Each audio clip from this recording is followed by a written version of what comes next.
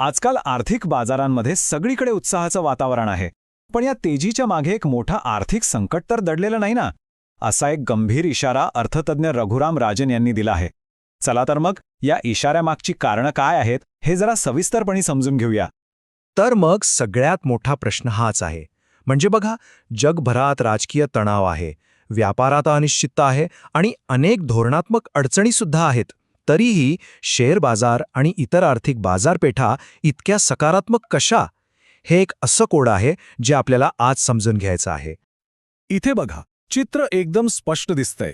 एका बाजूला आहेत जागतिक धोके आणि अनिश्चितता, आणि दुसऱ्या बाजूला शेअरच्या गगनाला भिडलेल्या किमती, कंपन्यांचं विलिनीकरण आणि AI सारख्या क्षेत्रांमधली प्रचंड तेजी. हा जो विरोधाभास आहे ना, तोच आपल्या आजच्या विश्लेषणाचा केंद्रबिंदू आहे. बरं, मग या कोड्याचं उत्तर कुठे मिळेल? त्यासाठी आपल्याला इतिहासात डोकावून पाहावं लागेल. भूतकाळातल्या तब्बल 154 व्यवसाय चक्रांच्या अभ्यासातून एक फार महत्त्वाचा संकेत समोर आलाय, जो आजच्या परिस्थितीवर थेट प्रकाश टाकतो. आणि तो निष्कर्ष काय आहे? तो हा आहे की ज्या मंदीच्या आधी अर्थव्यवस्थेत प्रचंड कर्ज घेतलं जातं, ती मंदी नेहमीपेक्षा जास्त गंभीर आणि जास्त काळ चालणारी असते. सोप्या शब्दात सांगायचं झालं तर कर्जाच्या जोरावर जी तेजी येते, त्यानंतर येणारी मंदी खूपच विनाशकारी ठरू शकते. हा चार्ट बघा, एकदम सोप्या भाषेत हाच मुद्दा सांगतोय. जी सामान्य मंदी असते त्यातून अर्थव्यवस्था बऱ्यापैकी लवकर सावरते, पण कर्जामुळे आलेल्या तेजीनंतर जी मंदी येते त्यातून बाहेर पडायला खूप जास्त वेळ लागतो. आणि हाच फरक आपल्याला धोक्याची सूचना देतोय. मग ही धोकादायक परिस्थिती निर्माण होते तरी कशी? त्यासाठी आपल्याला एक संकल्पना समजून घ्यावी लागेल, जिला Raghuram Rajan U shape pattern किंवा यू आकाराचा नमुना म्हणतात. हा पॅटर्न समजून घेणं खूप महत्त्वाचं आहे. तर हा यू शेप पॅटर्न म्हणजे नेमकं काय? हे एक चक्र आहे. म्हणजे बघा, सुरुवातीला काय होतं की सेंट्रल बँका व्याजदर कमी करतात, त्यामुळे कर्ज स्वस्त होतं. मग कंपन्या आणि सामान्य लोक खूप कर्ज घेतात. यातून एक क्रेडिट बबल म्हणजे कर्जाचा फुगा तयार होतो.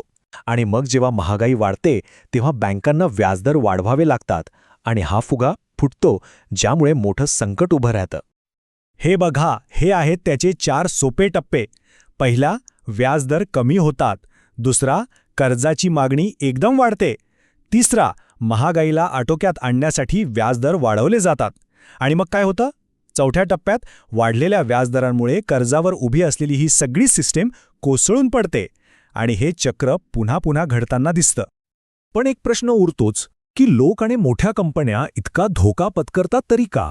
याच्यामागे फक्त आर्थिक धोरणं नाहीत, तर यामागे माणसाचं मानसशास्त्र सुद्धा आहे. चला तेच आता समजून घेऊया. हे वाक्य बघा, 2008च्या आर्थिक संकटाच्या अगदी आधीचं आहे. सिटी ग्रुपचे तत्कालीन CEO चक प्रिन्स म्हणाले होते, संगीत अजून वाजतंय, त्यामुळे आम्हाला नाचावंच लागेल. याचा अर्थ अगदी सोपा आहे. धोका समोर दिसतोय, पण बाकीचे सगळे पैसे कमवतायत, मग आपण मागे कसं राहायचं? स्पर्धेत टिकायचं असेल तर धोका पत्करून नाचावंच लागेल. तर होतं काय की कमी व्याजदरांमुळे एक साखळीच सुरू होते. पहिलं म्हणजे गुंतवणूकदार जास्त परताव्याच्या मागे लागतात आणि त्यासाठी जास्त धोका पत्करायला तयार होतात. दुसरं म्हणजे पेन्शन फंड्स आणि बँकांवर चांगला परतावा देण्याचा दबाव असतो. आणि मग येतो FOMO म्हणजे फिअर ऑफ मिसिंग आउट. अरे, तो पैसे कमावतोय, मग मी का नको?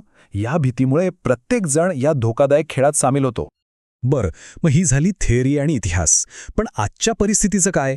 आता आपण हे सगळं आजच्या जगाशी जोडून पाहूया आणि रघुराम राजन यांचा नेमका इशारा काय आहे ते समजून घेऊया. हे आकडे बघा, ते खरंच धक्कादायक आहेत. अमेरिकेची सेंट्रल बँक म्हणजे फेडरल रिझर्व्ह, त्यांच्याकडे 2008 मध्ये फक्त $80 अब्ज होते.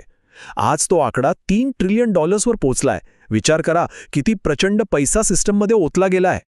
आणि इथेच रघुराम राजन यांची ती प्रसिद्ध उपमा लागू होते. ते म्हणतात की ही जी बाजारातली तरलता आहे, म्हणजे हा जो अतिरिक्त पैसा आहे, तो एका ड्रग्ससारखा आहे. एकदा त्याची सवय लागली की त्याशिवाय चालतच नाही. बाजाराला या पैशाचं जणू व्यसनच लागलंय. आता इथे बघा, आजची परिस्थिती आणि यू शेपचा इशारा यांची समोरासमोर तुलना केली आहे. मालमत्तेच्या किमती आकाशाला भिडल्या आहेत, कर्ज वाढतच चाललं आहे आणि व्याजदर कमी करण्यासाठी प्रचंड दबाव आहे. हे सगळं धोक्याची घंटा नाही तर काय आहे? आणि यात अजून एक भर पडली आहे, जी सगळ्यात जास्त काळजीची गोष्ट आहे. आज बहुतेक देशांवर प्रचंड कर्ज आहे. त्यामुळे दुर्दैवाने जर पुन्हा संकट आलं तर सरकारांकडे लोकांना किंवा अर्थव्यवस्थेला वाचवण्यासाठी 2008 सारखी आर्थिक ताकद उरलेली नाही. म्हणजे यावेळी सेफ्टी नेट खूपच कमकुवत आहे. तर मग शेवटी प्रश्न तोच उरतो. एकीकडे बाजार जल्लोष करतोय, दुसरीकडे व्याजदर कमी करण्याचा दबाव वाढतोय. मग अशा परिस्थितीत आपण तेच धोकादायक संगीत पुन्हा सुरू करायच्या तयारीत आहोत का?